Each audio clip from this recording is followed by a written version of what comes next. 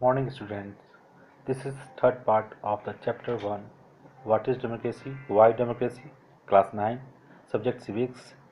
Today I am going to discuss the topic is why democracy. Okay students, हम देखेंगे लोकतंत्र ही क्यों मतलब लोकतंत्र ही क्यों हम लोग चुनते हैं. ओके हम लोग जानते हैं कि शासन के अनेक रूप होते हैं, जैसे सैनिक शासन, तानाशाही शासन, राजशाही शासन, कम्युनिस्ट शासन, लोकतांत्रिक शासन आदि. हम लोगों को यह जानकर खुशी होगी कि इन सभी शासनों में लोकतांत्रिक शासन को अन्य सभी शासनों से अच्छा शासन माना जाता है. आज दुनिया के देशों में लोकतांत्रिक शासन अपनाने की होड़ मची हुई है, लेकिन अब हमारे सामने एक प्रश्न उत्पन्न होता है कि लोकतंत्र ही सबसे अच्छा शासन क्यों है. हमें इस प्रश्न को समझने के लिए लोकतंत्र के गुण एवं दोष अर्थात उसके पक्ष विपक्ष में उत्पन्न तर्कों को समझाना होगा. तो हम लोग देखते हैं आर्गुमेंट्स अगेंस्ट डेमोक्रेसी, है ना. देखिए अगेंस्ट विपक्ष में हम देखेंगे लोकतंत्र के विपक्ष में क्या क्या हम लोग देख सकते हैं. फर्स्ट है leaders keep changing in a democracy, this leads to instability. मतलब कि इसमें देखा गया है डेमोक्रेसी में कि लीडर्स हमेशा बदलते हैं और कोई लीडर एक मतलब कि हमेशा वो नहीं रहता है, बदलता रहता है, इनस्टेबल है यहाँ पे लीडर्स. तो निश्चित है कि वो अपना काम जो करने आए हैं वो अपना काम उस लिमिट पीरियड में नहीं कर पाएंगे. हो सकता है वो बदल गए और दूसरा लीडर आ गए, फिर काम नहीं हो पाता है. तो ये बोल सकते हैं कि ये भी एक डिमेरिट्स है डेमोक्रेसी का. दूसरा है democracy is all about political competition and power play, there is no scope for morality. सही बात है, इसमें मोरलिटी का कोई योगदान नहीं होता है. इसमें बस लोग ये चाहते हैं, जो लीडर हैं या जो पॉलिटिकल पार्टी है वो चाहती है जीत, कैसे भी जीते, चाहे उसके लिए कोई भी काम करना पड़े, है ना, कोई भी काम करना पड़े, लेकिन वो जीत चाहिए, उसको मोरल वैल्यू से कोई मतलब नहीं होता है. ओके. थर्ड पॉइंट है so many people have to be consulted in a democracy that it leads to delay. जैसे बहुत लोग मिले होते हैं, कोई डिसीजन लेने के लिए आपस में सहमति बनता है, उसके बाद कोई डिसीजन लिया जाता है ना. तो इसमें टाइम टेकन होता है, तो टाइम ज़्यादा लग सकता है. जो भी जरूरी काम है वो जरूरी जल्दबाजी में नहीं ले पाते हम लोग, और टाइम बहुत लगता है क्योंकि बहुत लोगों से सलाह लेने के बाद यह काम होता है. तो ये भी एक मान लो डिमेरिट्स ही है डेमोक्रेसी की. इलेक्टेड लीडर्स, नेक्स्ट पॉइंट है इसका, elected leaders do not know the best interest of the people, it leads to bad decision. जो हमारे द्वारा चुने जाते हैं लीडर्स, हो सकता है वो हमारे लिए डिसीजन लेते हैं, लेकिन कुछ लोगों के लिए अच्छा होता है और कुछ लोगों के लिए वो डिसीजन बुरा भी होता है ना. जैसे आप अभी देख सकते हैं कोरोना वायरस के कारण, है ना, बहुत लॉकडाउन किया गया. लॉकडाउन सबके लिए अच्छा नहीं हुआ, कुछ लोगों के लिए अच्छा भी हो सकता है, लेकिन कुछ लोगों के लिए बुरा भी हुआ, है ना. जो हमारे यहाँ से बाहर के मजदूर रहने वाले हैं वो घर नहीं आ पा रहे हैं, भूखे प्यासे बाहर हैं. तो हम बोल सकते हैं यहाँ पर कि सरकार की जो डिसीजन होती है वो किसी के लिए अच्छा भी हो सकता है, लेकिन किसी के लिए बुरा भी हो सकता है. ओके. नेक्स्ट पॉइंट आपका democracy leads to corruption for its best और इलेक्ट्रो कॉम्पिटिशन. हम बताएं कि डेमोक्रेसी में जीतने के लिए लोग कुछ भी कर सकते हैं, है ना. जो पॉलिटिकल पार्टी होते हैं, लीडर जो होते हैं, हर साम दाम दंड भेद सब उपाय करते हैं जीतने के लिए, और इसके कारण करप्शन ही बढ़ता है. ओके. नेक्स्ट पॉइंट है लास्ट पॉइंट आपका ordinary people do not know what is good for them, they should not decide anything. जो आम इंसान हैं वो नहीं जान पाते हैं कि क्या उनके लिए अच्छा है क्या बुरा है, मतलब कौन सा लीडर अच्छे हैं कौन लीडर बुरे हैं. हम लोग चॉइस करने समय कंफ्यूज हो जाते हैं कि किसको चुने, है ना. इसमें यही है कि हमारे यहाँ जो भी कैंडिडेट आए उनके बारे में जानकारी होना चाहिए लोगों को, जिससे हम लोग अच्छे से चॉइस कर सके कि जो लोग अच्छे हैं उन्हीं को हम जिताएं. लेकिन इसमें भी होता है कि जो जो आम लोग हैं नहीं जान पाते हैं उसके बारे में, और उसके कारण वो गलत चॉइस कर लेते हैं. ये भी एक मान लो एक इसका डिमेरिट्स ही है डेमोक्रेसी का. ओके.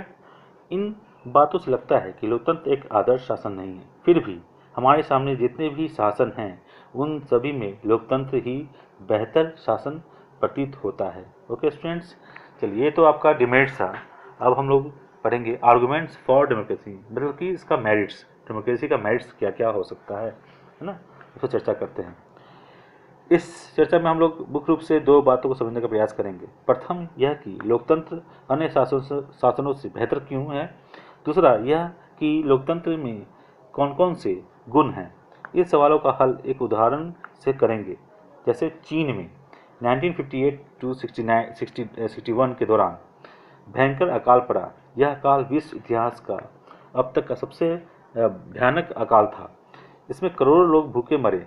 ठीक ऐसी ही तरह की भयानक स्थिति पड़ी थी 2008 में, है ना, अगस्त सितंबर महीने में। ये पड़ा था आपके बिहार में, उत्तरी बिहार में बाढ़ आया था, है ना, जल प्रलय बोल सकते इसमें करोड़ों अरबों की संपत्ति का नुकसान हुआ था।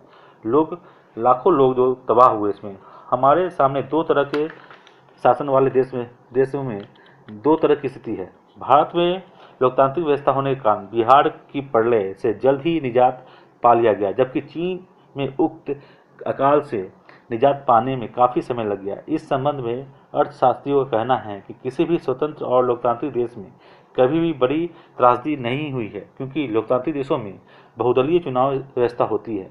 वहाँ मजबूत विपक्ष दल होते हैं और सरकार की आलोचना कर सकने वाला स्वतंत्र मीडिया होता है।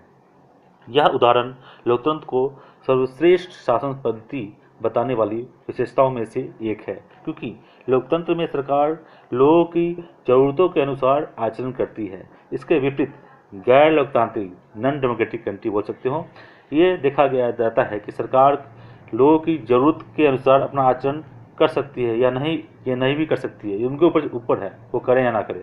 यह सब सरकार चलाने वाले निर्भर करता है। इस तरह हम समझ सकते हैं कि लोकतंत्र का पहला गुण है कि लोकतंत्र में शासन अधिक जवाबदेही वाला होता है, ना, रिस्पॉन्सिव होता है। गैर लोकतांत्रिक सरकारों में तुलना में लोकतांत्रिक सरकार लोक कल्याण के लिए सबसे उत्तम शासन व्यवस्था है। लोकतंत्र में लोग अपने प्रतिनिधियों के माध्यम से शासन करते हैं। प्रतिनिधि लोगों की इच्छाओं, भावनाओं और आवश्यकताओं से पूर्व परिचित होते हैं। वे लोग की इच्छाओं, भावनाओं, आवश्यकताओं को ध्यान में रखकर शासन करते हैं। अतः लोकतंत्र में सरकार लोक कल्याण के लिए कार्य करती है। लोकतंत्र में सरकार द्वारा लिए गए फैसले पर सार्वजनिक रूप से चर्चा एवं बहस होती है। यदि सरकार जल्दबाजी में कोई गलत फैसला लेती है तो सार्वजनिक चर्चा एवं बहस के द्वारा उस पर सरकार का ध्यान आकृष्ट कर दिया जाता है, जिससे सरकार के पास इस तरह के फैसलों में सुधार का विकल्प रहता है। यदि सरकार अपने गलत फैसलों को नहीं बदलती तो लोग सरकार को ही बदल सकते हैं। इसका उदाहरण यह है कि 1975 मतलब 1975 में इंदिरा गांधी ने भारत में आपातकाल लागू किया था, जो लोगों के विचारों में गलत फैसला था।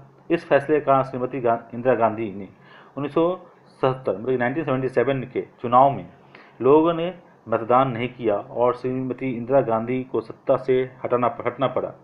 इस तरह की व्यवस्था गैर लोकतांत्रिक सरकारों में संभव नहीं है। अतः लोकतंत्र में सरकार को अपनी गलती सुधारने का मौका रहता है। चुनाव के दौरान या आम दिनों में नेताओं का भाषण होते रहता है।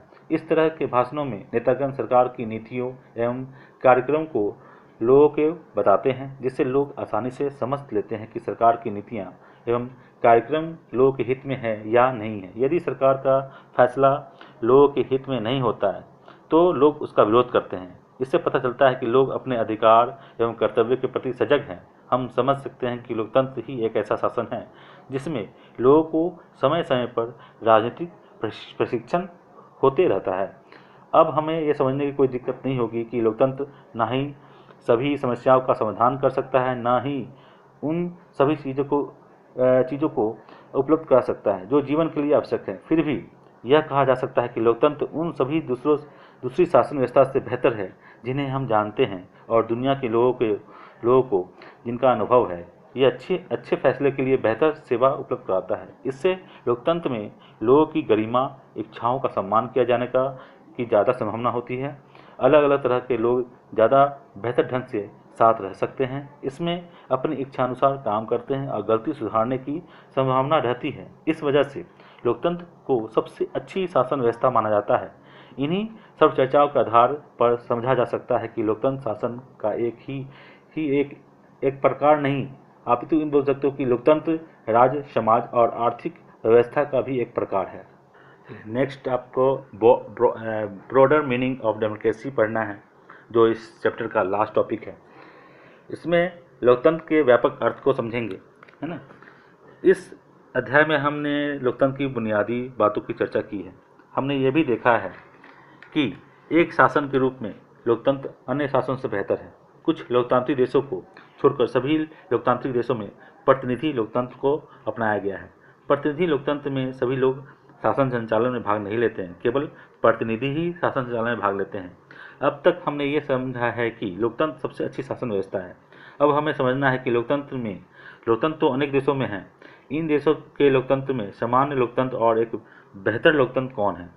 क्या सरकार की परिधि से बाहर भी लोकतंत्र है? इस सवालों को समझने के लिए हमें लोकतंत्र के व्यापक अर्थ को समझना होगा। लोकतंत्र के व्यापक अर्थ को समझने के लिए हम उदाहरणों को भी देख सकते हैं। जैसे मान लो दशहरे की पूजा होने वाली है, मान लीजिए गांव में भी दुर्गा पूजा होगी। इसके लिए गांव के सभी लोग बैठकर अपना अपना विचार रख रहे हैं। कोई व्यक्ति पूजा में सांस्कृतिक कार्यक्रम का विचार रख रहे हैं, तो कोई व्यक्ति बेहतर पंडाल निर्माण की बात कर रहे हैं। कहने का मतलब यह है कि सभी लोग अपना अपना विचार रख रहे हैं। अंत में फैसला सभी लोगों के विचार के अनुसार होती है। उक्त उदाहरणों में लोकतंत्र के फैसले बोल सकते हैं बुनियादी और तौर तरीके को उजागर करता है। इससे यह स्पष्ट होता है कि लोकतंत्र केवल सरकार तक ही सीमित नहीं है, बल्कि इसकी पहुंच संगठन, गांव एवं परिवार तक है। इस प्रकार लोकतंत्र एक ऐसी व्यवस्था है जिसका प्रयोग जीवन के किसी भी क्षेत्र में किया जा सकता है। कभी कभी लोकतंत्र का प्रयोग सरकार के लिए नहीं करके एक आदर्श के लिए प्रयोग करते हैं, जिसको पाने के लिए सभी देश प्रयासरत रहते हैं। एक आदर्श के रूप में लोकतंत्र तभी आएगा जब देश को कोई भी व्यक्ति भूखे पेट ना सोए, सभी को वोट का समान अधिकार मिले, सभी को समान रूप से सूचनाएं उपलब्ध होगा, बुनियादी शिक्षा सभी को समान रूप से मिले। अगर हम इस आदर्श पर लोकतंत्र को परखें तो लगेगा कि दुनिया में कहीं भी लोकतंत्र नहीं आ पाएगा। लोकतंत्र में इन्हीं बुनियादी समस्याओं का समाधान करने का प्रयास किया जाता है। जो लोकतंत्र आदर्श है, जहाँ निष्ठा से इन बुनियादी समस्याओं के समाधान का प्रयास किया जाता है, वहाँ अच्छे लोकतंत्र हैं। अतः हम समझ सकते हैं कि काम चलाऊ लोकतंत्र और अच्छे लोकतंत्र में क्या अंतर है। इस चर्चा को समेटते हुए कहा जा सकता है कि अपने व्यापक अर्थ में लोकतंत्र एक राजनीतिक व्यवस्था ही नहीं, पर एक नैतिक धारणा तथा सामाजिक परिस्थिति भी है। लोकतंत्र एक सामान्य मनुष्य में निष्ठा पैदा करता है। यह जीवन जीने का एक ढंग के रूप में प्रयुक्त होता है। ओके, तो ये चैप्टर यहीं पे एंड होता है ना। अब हम लोग नेक्स्ट क्लास में मिलेंगे एक नए चैप्टर के साथ। Okay students, bye.